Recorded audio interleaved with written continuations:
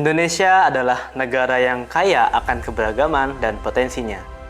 Dengan kekayaan sumber daya alam dan kebudayaan yang sangat beragam, Indonesia sangat disanjung oleh banyak negara di seluruh dunia.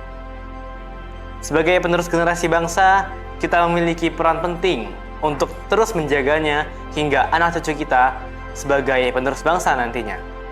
Tapi, apakah kalian sadar bahwa bangsa sedang tidak baik-baik saja? Tingkat pendidikan di Indonesia masih didominasi penduduk berpendidikan rendah. Kasus kriminal atau kejahatan menjadi salah satu permasalahan penduduk miskin yang terus di Indonesia di diminimalisir. bulan Maret 2023 sebesar 25,9 juta orang. Banyak sekali faktor yang menyebabkan menumpuknya masalah yang ada di negara kita. Salah satunya yaitu rendahnya nilai moral dan sosialitas yang menurun.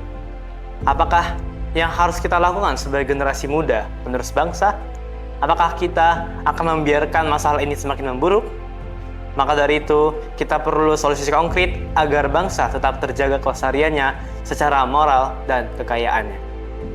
Oleh karena itu, saya, Ahmad Aldi Maulana Junio, akan memberitahukan teman-teman semua apa yang harus kita lakukan sebagai penerus bangsa.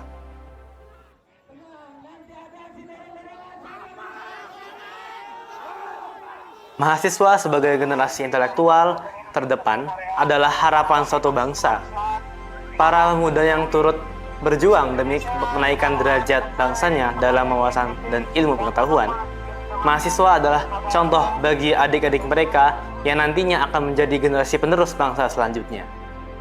Nilai-nilai moral dan kebajikan harus terus terjaga demi kemajuan bangsa, maka dari itu kita harus terus melestarikan nilai-nilai luhur bangsa karena sebagai pedoman nasional agar tetap terjadi persatuan dan kesatuan.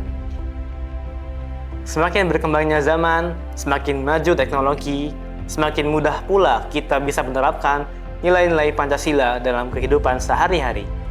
Sebagai contoh, penggunaan media sosial sebagai reminder atau pengingat kepada publik untuk melakukan aktivitas-aktivitas yang bermanfaat, saling berkomunikasi, dan masih banyak lagi. Dengan teknologi yang diharapkan Indonesia maju tidak hanya dari zamannya, tapi juga moralnya. Generasi muda juga harus turun dan berperan aktif dalam lingkungan. Banyak anak muda yang membangun komunitas sosial yang tidak hanya mengembangkan sikap kekeluargaan, namun juga menerapkan nilai-nilai kemanusiaan seperti tolong-menolong, saling membantu, dan bekerja sama. Contohnya seperti melakukan kegiatan amal bakti, bersih-bersih pantai, dan lain-lain.